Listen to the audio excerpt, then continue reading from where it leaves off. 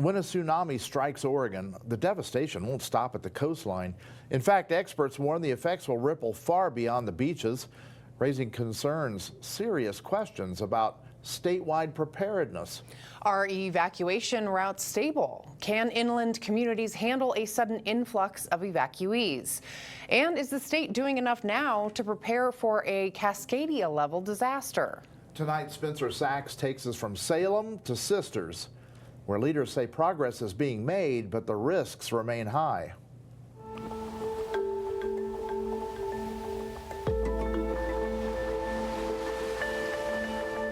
When a tsunami strikes Oregon, it won't just affect the coast. Many questions remain.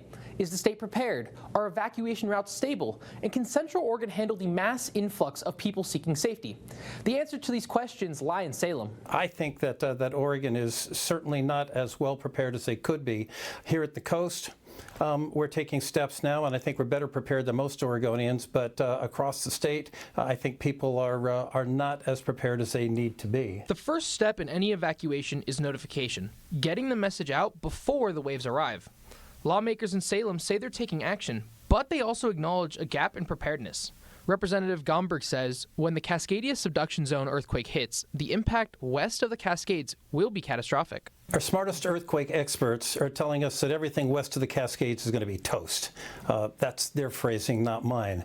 I think that especially in relation to Central Oregon, what you'll see is a large number of refugees and evacuees trying to find safe ground. State officials say evacuations and notifications happen on a county level, but that quickly gets complicated when people begin moving east.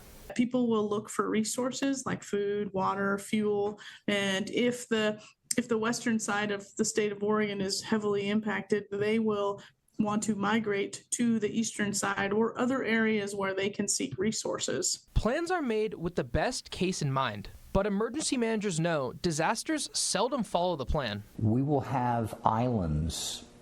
The routes to the valley, everybody talks about getting people out of here. Yeah, well, how? Because a lot of these highways that when Cascadia rips out, it's going to devastate the I-5 corridor as well. So all of these hoop-de-doo plans about getting people to Bend or something, yeah, how?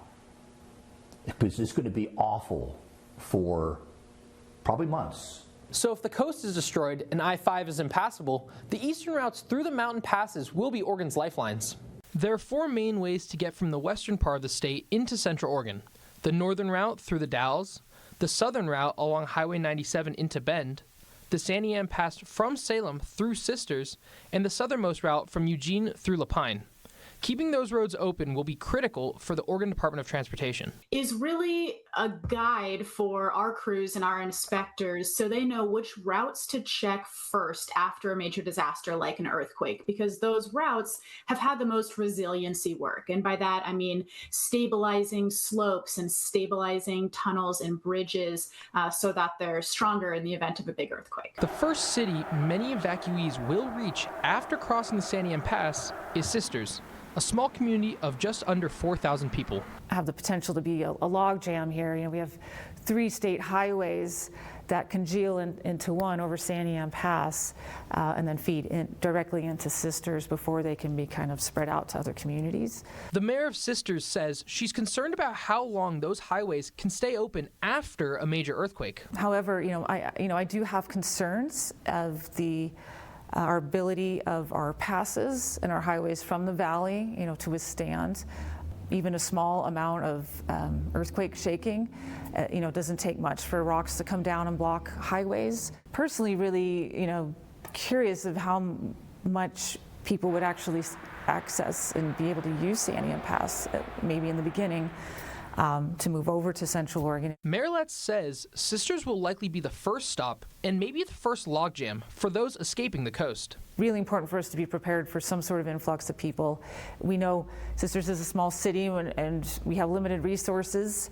I think the ultimate idea would be to get people to move to where there's more resources like Redmond or Bend. However, we're the first stop, we're the first community, so we're the first gas stations, we're the first water supply and sewer system, be the first kind of community that has electricity, hopefully still at that point. So definitely something that needs to be kind of in the back of our minds as we're continuing to do disaster preparedness. Scientists say a major Cascadia earthquake is a matter of when, not if. And if ODOT can keep those east-west routes open and cities like Sisters can handle the traffic, the question then becomes, what's next? We'll answer that in the next part of our series, Seismic Shift, Central Oregon's Role in Tsunami Survival. Spencer Sachs, KTVZ News. Our mission with this special news series is not to scare you, but to inform you. We've learned so much, we've created a special section on ktvz.com and KTVZ Plus. There, you can find our past reports, extended interviews, and interactive maps to see evacuation routes for tsunamis. And of course, make sure you tune in next Tuesday night at 6 for part 4 of Seismic Shift, Central Oregon's Role in Tsunami Survival.